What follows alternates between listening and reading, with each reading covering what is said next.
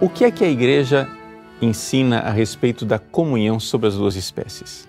Veja, existe muita confusão e acusação dos protestantes que dizem que nós católicos, quando celebramos a ceia, ou seja, o santo sacrifício da missa, nós fazemos isso de forma incompleta porque não damos a comunhão sob as duas espécies do pão e do vinho.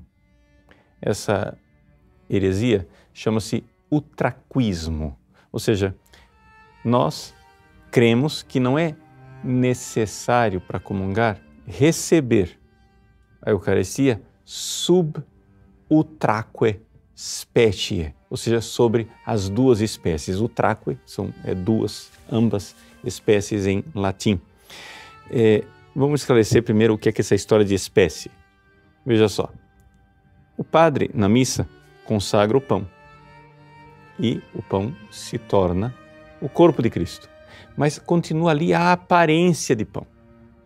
A palavra aparência em latim é species, ou seja, é uma aparência de pão.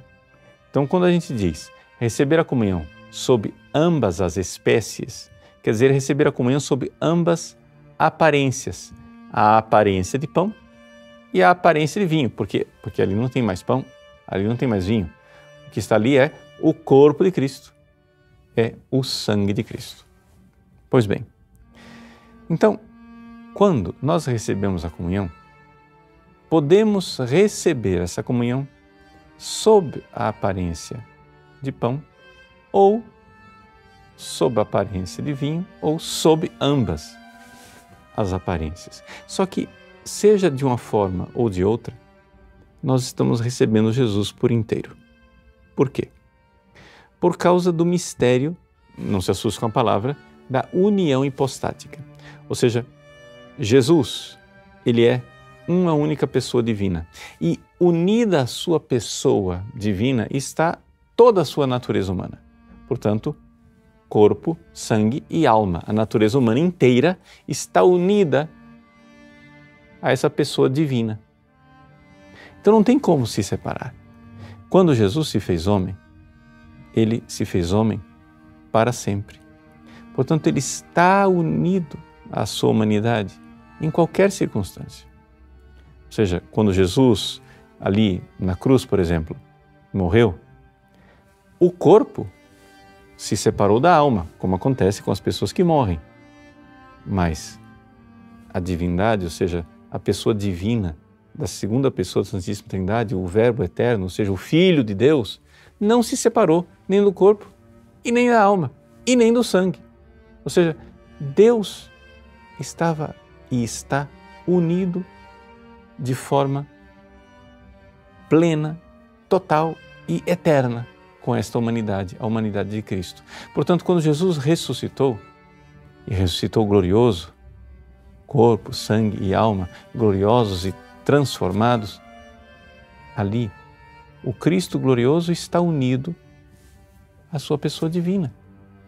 Então, se você recebe o corpo de Cristo na aparência do pão, você está recebendo também o sangue, a alma e a divindade.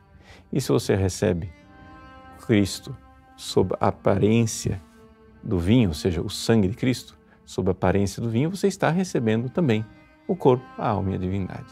Então, aqui, essa é a doutrina da Igreja e a doutrina colocada infalivelmente no Concílio de Trento. É isto que a Igreja ensina e sempre ensinou. Aqueles que quiserem depois dar uma verificada no Denzinger, é o número 1731, onde a Igreja excomunga aqueles que dizem o contrário.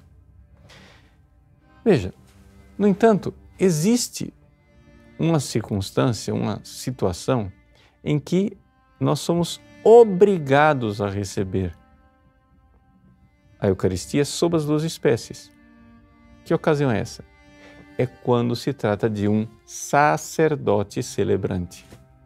Ou seja, o sacerdote que celebra, não aquele que está participando da missa junto com os fiéis, mas aquele que consagrou o pão e o vinho, ele é obrigado a comungar a aparência de pão e a aparência de vinho, porque isso faz parte do sacrifício como um todo. Ou seja, não é somente uma questão de comungar, mas é uma questão de realizar o sacrifício plenamente. O padre, ao consagrar o pão e ao consagrar o vinho, ele está realizando um sacrifício e faz parte do oferecimento do sacrifício que o sacerdote oferente comungue, ou seja, consuma esse sacrifício que foi oferecido.